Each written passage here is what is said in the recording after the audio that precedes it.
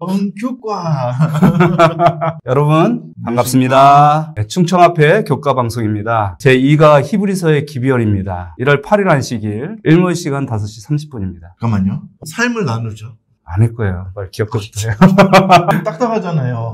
목사님 지난 한 주 동안 히브리서의 1과의 말씀을 보시고 네. 어떻게 삶에 좀 적용을 하셨나요? 힘들고 어려워도 예수님을 바라보라는 그 말씀을 기억하면서 참 요즘에 혼란한 시대지 않습니까? 코로나로 인해서 참 어렵고 힘든데 예수님을 바라보면서 살게 되는 큰 기회였습니다. 저도 이 말세를 살아가면서 사실 전에는 자주 생각하지 않았던 그런 말세에 우리가 어떻게 살아야 할 것인가에 대해서 조금 더 깊이 생각하면서 살아갔던 그런 한 주였던 것 같습니다. 이번 주는 어떤 TMI를 실천해 볼까요? 끼어드는 차량에 기꺼이 양보해 주세요. 저는 이거 정말 어려운 거. 어려운데 또 양보해줘야죠. 이웃을 위해 골목에 쌓인 눈을 치우세요. 지난주에 눈이 많이 왔었는데 저희 교회는 항상 눈이 오면 우리 옆집에 성도님께서 교회 앞마당까지 쓸어주십니다. 너무너무 고맙고 또 제가 또 죄송합니다. TMI를 실천한 게 아니라 TMI를 당하셨네요. 예, 받았습니다. 그리고 아픈 이웃이나 동료를 위해 음식을 만들어주세요. 아프면 만드실 의향 있으십니까? 저는 음식을 잘 못 만드는데 우리 목사님은 어떻게 음식을 잘 만드십니까? 저는 이 배달의 민족을 잘 지킵니다. 네, 그렇습니다. 잘 보내드리겠습니다.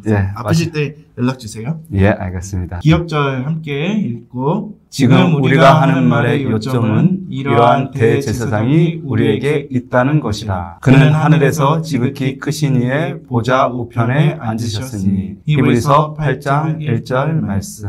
안식일서지의 유대인 기도문이 소개되고 있습니다. 주님, 당신께서 우리를 위해 이 세상을 창조하셨다고 말씀하셨기에 당신 앞에 이 모든 것을 아뢰었습니다. 주님, 이제 우리를 압제하고 집어삼키는 이 나라를 보시옵소서. 당신께서 당신의 장자라고 부르신 하나뿐인 자녀, 당신을 향한 열정으로 가득 찬 당신에게 가장 사랑스러운 백성된 우리가 그들의 손에 넘겨졌나이다. 처음 보는데 익숙한 말씀인 것 같습니다. 이 기도문의 내용은 선택받은 이스라엘 백성들이 고난을 받게 되는 이유를 묻게 되는 것입니다. 왜 우리가 고난을 받을 수밖에 없는가? 우리는 선택받은 사람들인데. 왜 그리스도인인데 왜 우리는 고난을 받는가? 그런 고민들이 담겨져 있는 기도문입니다.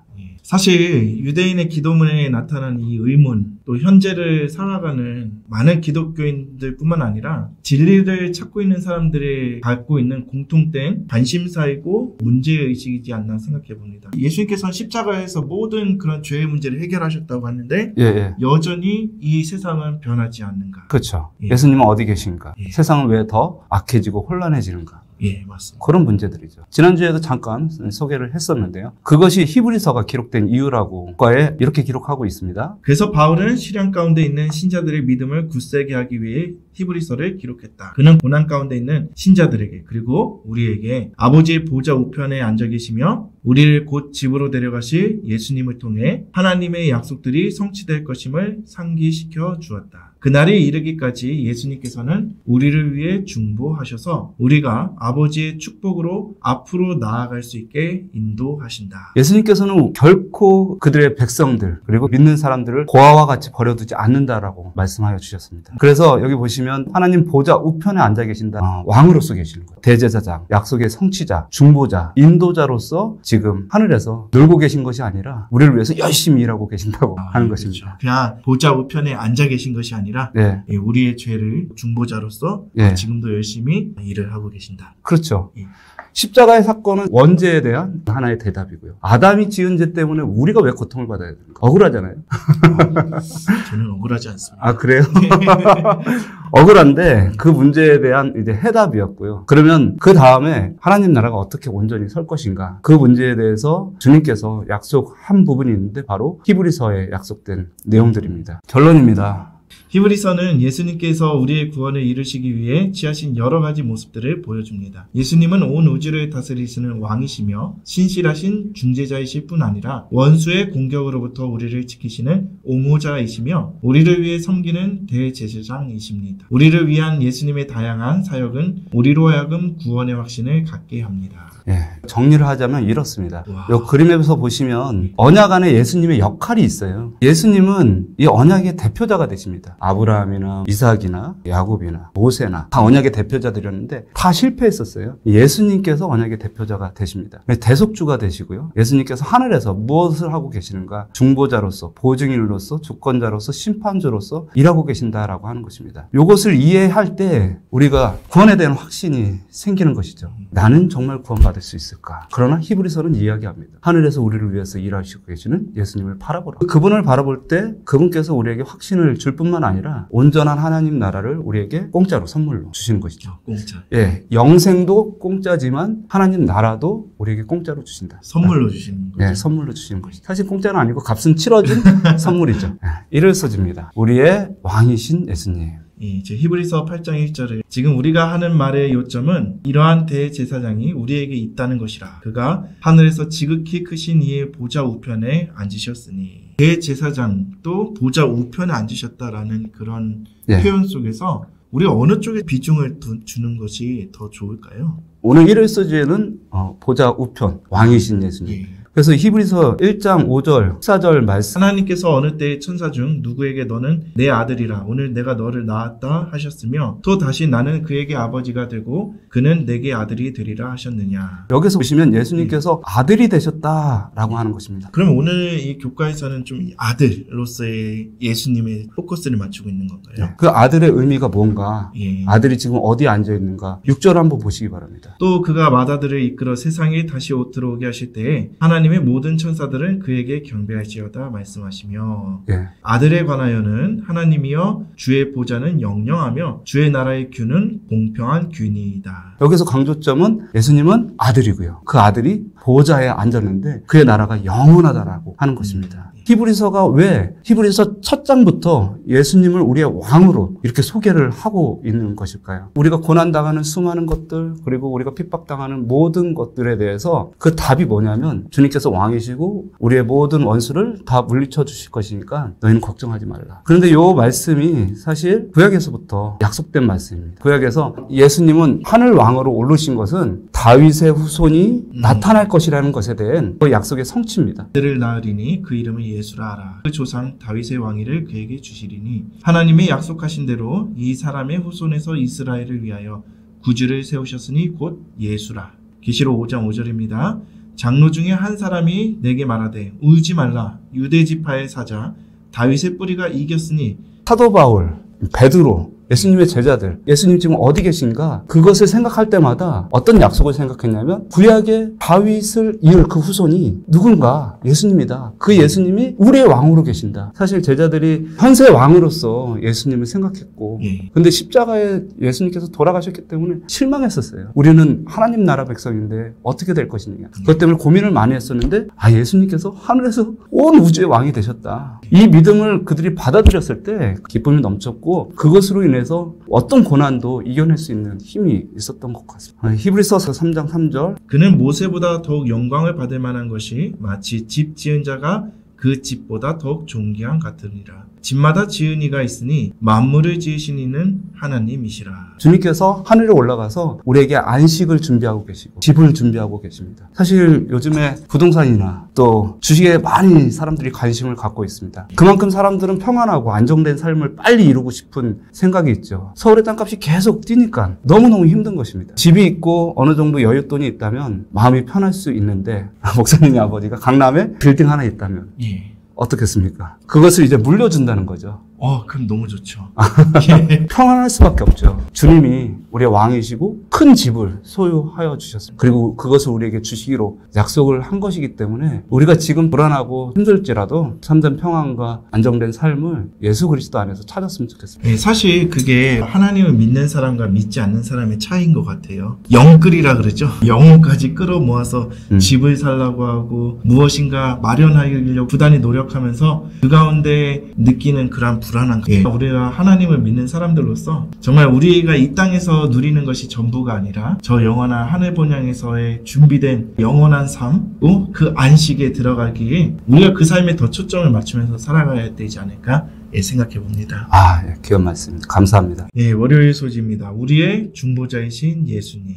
중보자라는 표현을 썼어요. 예. 대사장으로서의 예수님의 중보자 사역을 의미하는 것이 아닙니다. 여기에서 이야기하는 중보자는 인류의 대표자로서 예수님의 사역을 이야기합니다. 인류의 대표자요? 예, 대표자요. 아담, 예. 아브라함, 모세, 언약의 대표자였지 않습니까? 예. 마찬가지로 예수님은 우리의 대표자로서. 이해가 안 가는 게 인류의 대표자, 하늘과 땅을 연결하는 중보하시는 인류의 대표자. 성경절을 보면 이해가 갑니다. 출애굽기 4장 22절인데요. 너는 바로에게 이르기를 여호와의 말씀에 이스라엘은 내 아들이. 이스라엘이 내 아들이라고 하는 거예요. 이스라엘은 하나님의 택한 백성이고 하나님의 영광을 나타낼 백성이라는, 그래서 이 땅에 하나님의 대표자였던 그 뜻이죠. 사무엘하 7장 13절입니다. 그는 내 이름을 위하여 집을 건축할 것이요 나는 그의 나라 왕위를 영원히 경고하게 하리라.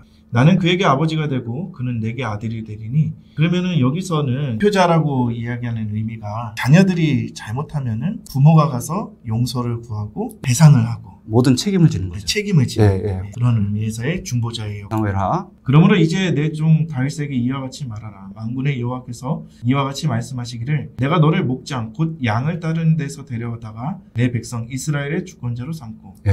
네가 가는 모든 곳에서 내가 너와 함께 있어 내 모든 원수를 내 앞에서 멸하였은즉 너를 모든 원수에게서 벗어나 편히 쉬게 하리라. 여호와가 또 내게 이르노니 여호와가 너를 위하여 집을 짓고. 예. 하나님께서 이 다윗에게 하나님의 대표자로서 이 세상에서 하나님의 영광을 나타낼 자들로서 이루실 약속들입니다.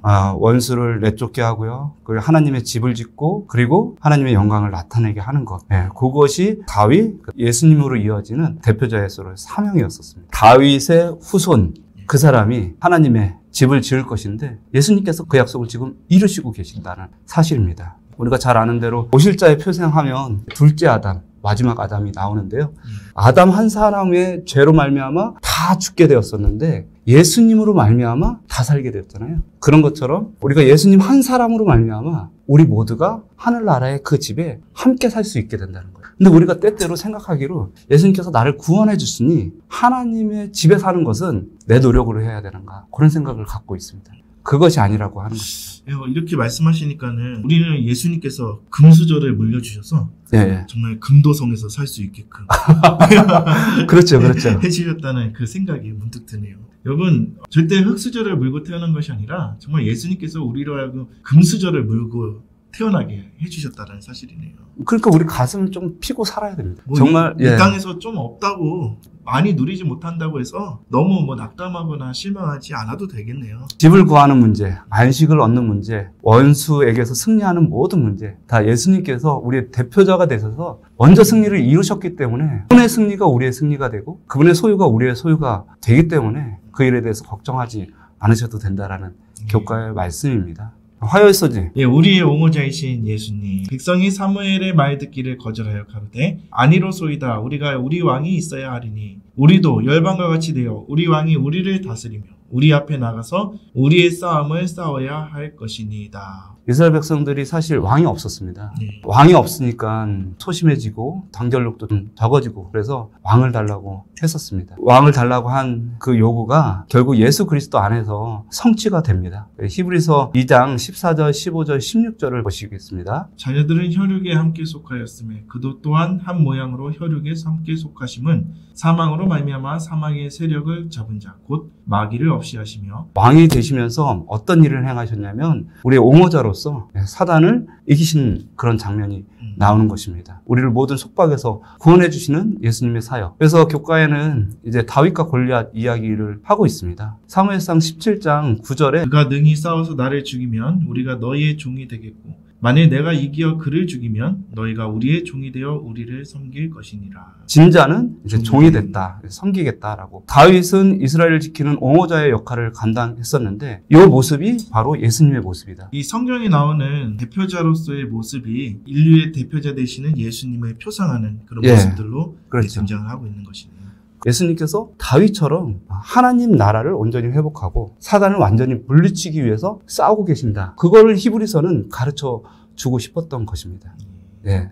그래서 이사야서 42장 13절 용사같이 나가시고 그 대적을 크게 치시고 사람이 없음을 보시고 중재자 없음을 이상히 여기셨으므로 스스로 구원을 베푸시고 또 의로 호신경을 삼으시고 구원을 그 머리에 써서 투구를 삼으시고 보수로 옷을 삼으시며 열심을 입어 갑옷을 삼으시고 예. 그들의 행위대로 갚으시고 예. 또 그 원수에게 보응하시는 이런 분이 우리 예수님이시다고 하니까는 좀 든든하네요. 아, 든든하죠. 에스서 6장 10절에 너희가 주 안에서와 그 힘의 능력으로 강건하여 주고 마귀의 계계를 능히 대적하기 위하여 하나님의 전신갑주를 입으라. 우리의 씨름은 혈과 육에 대한 것이 아니요 정사와 권세와 이 어둠의 세상 주관자들과 하늘에 있는 악의 영들에 대함이라. 그러므로 하나님의 전신갑주를 취하라. 이는 악한 날에 너희가 능히 대적하고 모든 일을 행한 후에 서기 위함이라. 이사야서에서는 싸우시는 하나님에 대해서 묘사를 하고 에베소서에서는 그러한 하나님을 힘입으라 이렇게 그렇죠. 이야기하고 있네요. 예, 영감의 교훈의 글을 읽고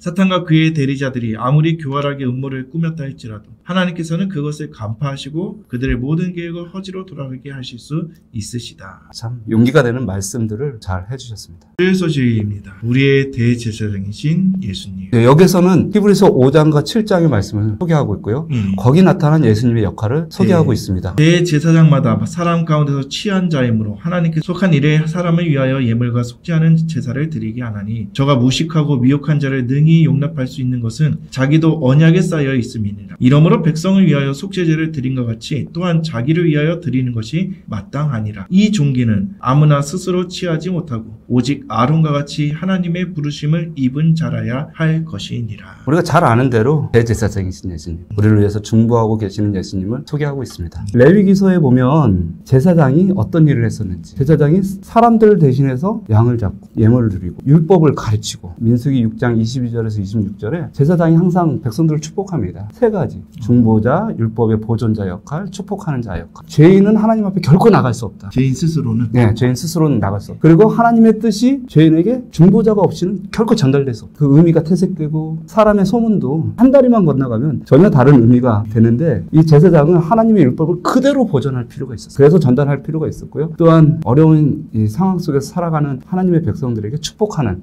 자로서의 역할을 해 주셨습니다. 저는 지금까지 생각할 때 이 제사장의 그런 어떤 임무들을 봤을 때 단순히 이 성소에서의 봉사의 역할만을 생각했었는데, 그거보다 더 중한 의미를 띠고 일을 했던 것이 이 제사장이 했던 일들이었네요. 이것이 바로 예수님의 사역과 동일하다라는 것이죠. 그렇죠. 예. 지금 예수님께서 그 일을 하고 계시다. 예, 그렇게 하면은 이 제사장이 했던 일들이 더 귀중하게 느껴지게. 베드로전서 2장 9절 10절 오직 너희는 택하신 족속이요 왕같은 제사장들이요 거룩한 나라요 그의 소유된 백성이니 이는 너희를 어두운 데서 불러내어 그의 기이한 빛에 들어가게 하신 자의 아름다운 덕을 선전하게 하려 하심이라. 너희가 전에는 백성이 아니더니 이제는 하나님의 백성이요 전에는 긍휼을 얻지 못하였더니 이제는 긍휼을 얻은 자니라. 여기서 우리가 항상 이 말씀을 생각하면 부담이 있어요. 왜냐면 우리가 왕같은 제사장이고 하나님의 복음을 전해야 되고 아름다운 덕을 선전해야 된다. 근데 사실 우리는 예수님처럼 제사장이 될 수가 없습니다. 예수님과 어떻게 똑같은 그런 제사장이 될 수가 있겠습니까? 우리가 하는 일은 대제사장이신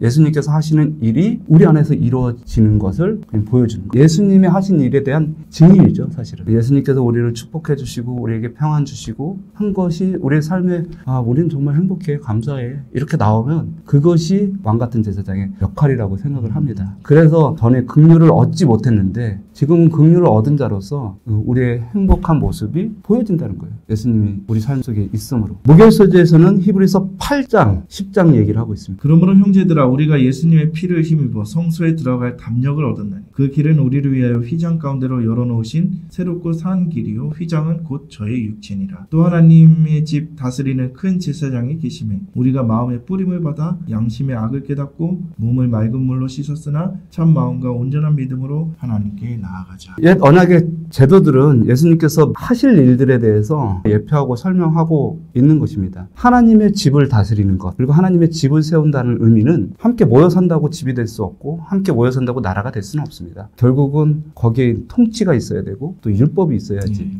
이제 나라가 되고 집이 세워지는 것인데요. 어떻게 예수님께서 하나님의 율법을 세우고 하나님의 통치자로서 이 세상의 주권자로서 서게 될 것인지에 대한 그런 내용인데, 히브리서 8장 9절 10절을 또 주께서 가라사대 내가 저희 열조들의 손을 잡고 애굽 땅에서 인도하여 내던 날에 저희와 세운 언약과 같지 아니하도다. 저희는 내 언약 안에 머물러 있지 아니하므로 내가 저희를 돌아보지 아니하였노라. 또 주께서 가라사대 그날 후에 내가 이스라엘 집으로 세울 언약이 이것이니 내 법을 저희 생각에 두고 저희 마음에 이것을 기록하리라. 나는 저희에게 하나님이 되고 저희는 내게 백성이 되리라. 이스라엘 백성들 하나님의 율법에 순종하는 일에 실패를 했어요. 왜냐하면 그들이 하나님의 율법을 본질적으로 싫어하기 때문에 그렇습니다. 근데 예수님께서 지금 하늘에서 우리의 중보자로서 하나님의 율법을 우리에게 새겨주기 위해서 일하고 계신다라고 하는 것입니다. 그래서 우리가 하나님의 율법에 기쁨으로 순종할 수 있도록 도와주시기 위해서 지금 일하시고 계시는 것을 설명하고 있습니다. 그러면 우리가 하나님의 율법을 이해할 때 그러면 그것을 하나님의 품성으로 이해를 해도 되는 거겠네요. 왜냐하면 하나님께서 우리에게 하나님의 율법을 새겨주시기 위해서 노력하시는 게 결국에는 우리가 하나님의 품성으로 변화돼야 되는 거잖아요. 품성으로 변화되는 것이 이제 중요한데 지난기 교과에서 법 없이도 살 사람 그런 얘기를 한 적이 있는데 법 없이 살 사람은 양심이 깨끗하고 좀 착한 사람이지만 착한 사람도 금연구역에서 담배를 필 수가 있습니다. 그건 품성 변화랑 상관이 없는 얘기예요. 품성이 변화된 거와 범법을 잘 지키는 것 함께 살아가는데 법률을 지키는 것은 전혀 또 다른 문제입니다. 우리가 하나님의 율법을 지키는 것과 품성 변화를 하는 것은 약간 다른 문제입니다. 그러면 대제사장은 하나님의 율법을 설명하고 또 그 율법을 우리 마음에 심는다라고 했을 때 결국 우리 그런 마음에 심겨지는 게 율법의 어떤 부분일까요? 율법에 순종하고자 하는 마음이죠. 순종하고자 하는 무조건적으로 율법에 순종하고자 하는 마음. 사실 율법의 조목조목을 우리가 온전히 순종하는 사람이 과연 있을까요? 땅에는 예수님밖에 없었습니다. 그런데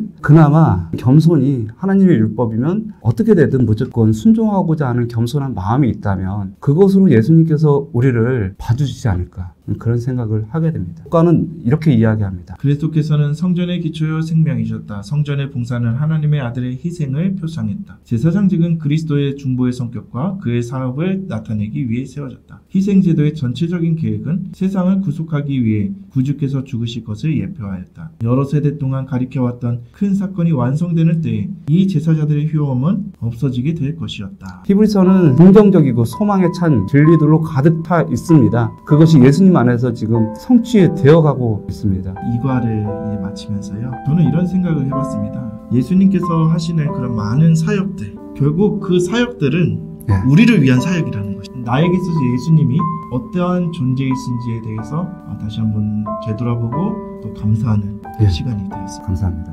묵상으로 오늘 이과 순서를 마치도록 하겠습니다.